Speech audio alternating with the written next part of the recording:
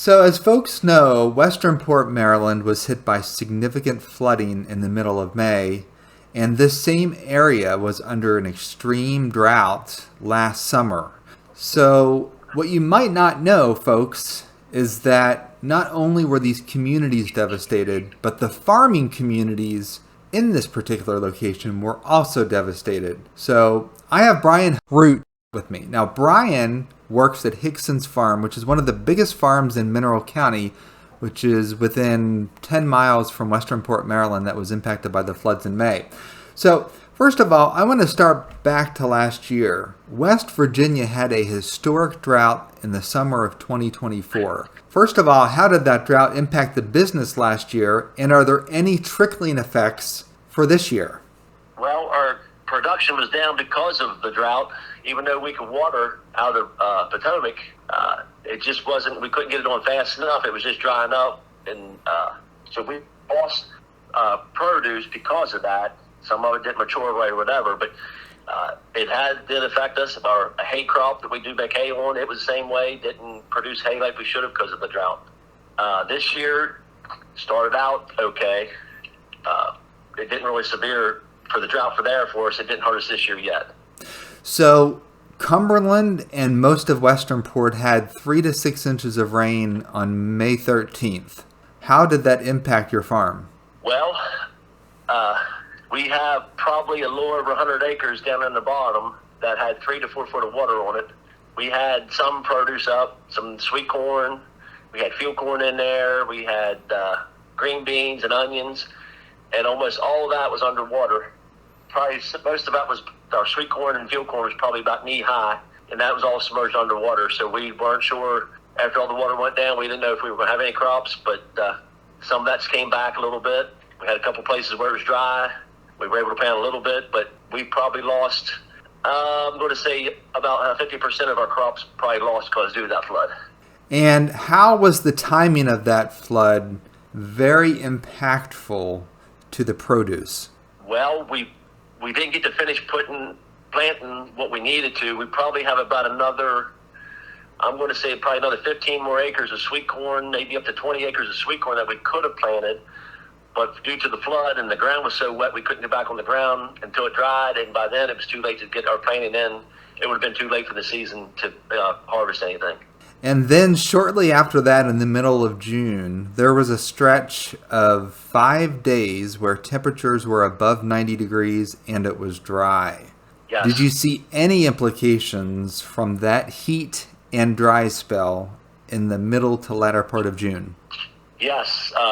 We seen our sweet corn when we started picking there around the 4th of July that we can see like kernels are missing because we weren't able to water that produce there, and it didn't germinate right. So some of our kernels were missing because of that. But when we just found out we can't water out of the Potomac because there's bacteria in there that we're not allowed to put the water on any of our crops right now until they get that cleared up. So we're got hurt from the flood. Now we're getting hurt from that heat there for that over that week period. And that bacteria in the Potomac River is a direct result of the flooding back in May, correct? Yes. What we're being told is from the sewage plant up in Western Port, and that way all that raw sewage somehow got into the rivers and is still being dumped in the rivers for some reason.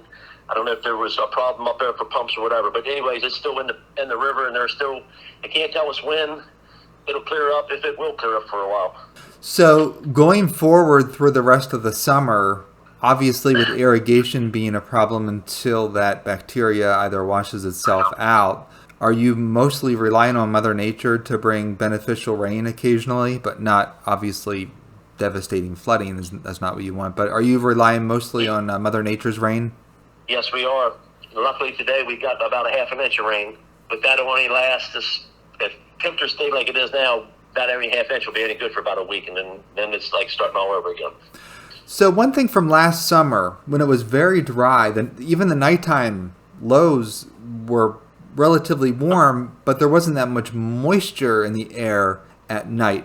Do you notice a big difference in the night times this summer versus last summer in terms of moisture in the atmosphere?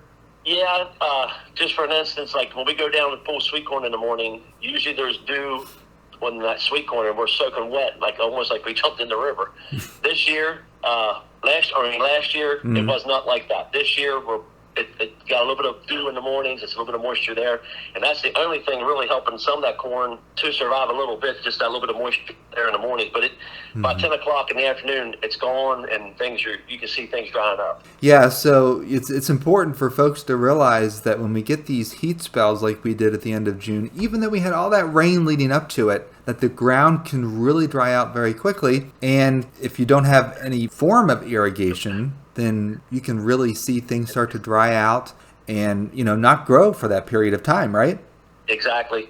We always said we'd rather see it be dry because we have the river that surrounds our farm that we can water and irrigate everything, then having a flood, but then we wound up having that flood this year. And, it's just one of them things. I mean, we got to try to see what we can do to do something different for next year. And also, from what I understand as well, speaking with your wife a little bit ago, is that there's really not much help from the government from the drought last year or the flooding this year, right? No, we were told we talked to our delegates and county commissioners, the governor's office. For crop farmers, there is no help at all financially for the farmers. That is. So hopefully we can get a hold of them again for the legislation session and see if we can get something passed for the farmers around the area. Yeah, so, I think it's very important for folks to realize that even though, communities can be devastated by floods, but farming communities can also be devastated by floods and, of course, drought. Most people think drought, they think loss of, they have to water their plants constantly to keep their plants alive, but even in a flooding situation, all those nutrients can be washed away, and then you can have a whole bunch of sand and silt fill your gardens and your fields, and that's not helpful for growth, right? Exactly. We have to lime our fields, in the late or early spring there to get ready to plant. All the fertilizer we put on the fields to get ready to plant. We get the flood, just like I said, the water had the bacteria in it. So next year, we don't know what's going to happen. Topsoil got washed out. You had sand that came in off the river. Then we got 3 feet of sand in some of the fields we got to get out of there. So it's definitely a trial to go through. For sure. Well, I really appreciate you, Brian, for sharing your story with me and with viewers as well. So hopefully this gives folks an idea of just how the farming community is reeling from all the severe weather that has been going on in the Mid-Atlantic. And this is specifically for the eastern West Virginia Panhandle, which suffered from a record drought last year and record flooding this year in May. Exactly. It's not only just our crop farmers around here, too. It's guys that do hay for places. Their fields were flooded. So, it's just not one area of us here farmers. There's different farmers around the area here that got affected too, and they're dealing with it one day at a time too themselves. Yeah, and I know that many farmers had to purchase hay a lot earlier than normal last year during the summer because of last year. We normally don't sell our hay to these guys, our regular customers, until sometime in September, and they were feeding last year by the end of June. They were feeding hay every day. Wow. Yeah. That is unreal. And of course they were impacted by the flooding, like you said, in May. Yes. So right. And like last year with that drought, that hay, like I said, we probably already got a 50% crop of hay last year due to it. It just dried out too fast and just couldn't make enough hay for it. It affected a lot of things last year. One last question for you. Even though we're not in the winter season, how beneficial is a snowpack to the farm? Oh, that's most definitely a benefit there for us.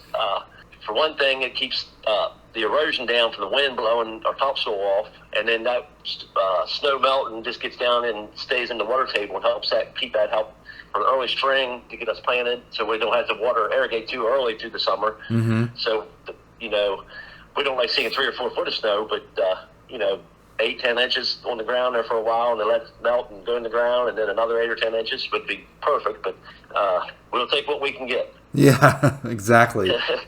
Yeah. All right. Well, thank you very much for your time, Brian. I appreciate it. You're welcome. Thank you.